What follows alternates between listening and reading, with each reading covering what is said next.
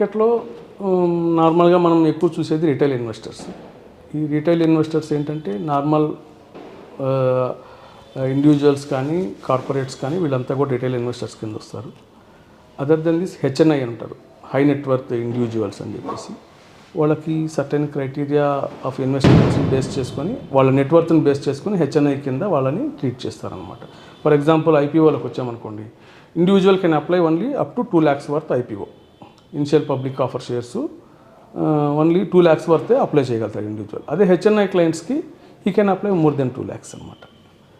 So అది కాకుండా institutional clients అని ఉంటారు. ఫర్ ఎగ్జాంపుల్ మనం మ్యూచువల్ ఫండ్స్ చూసామనుకోండి, ఇప్పుడు ఎవ్రీ మంత్ 10,000 రూపీస్ ఎస్ఐపి వేసుకున్న కస్టమర్స్ ఉంటారు. సో వీళ్ళ ఫండ్స్ అన్నీ కూడా ఆ మ్యూచువల్ ఫండ్స్ వాళ్ళకి ఎవ్రీ మంత్ వస్తుంటాయి అన్నమాట. ఎవ్రీ మంత్ వచ్చినప్పుడు ఆ ఫండ్స్ అన్నీ కూడా బ్యాంక్ ఏఎంసీలో అంటే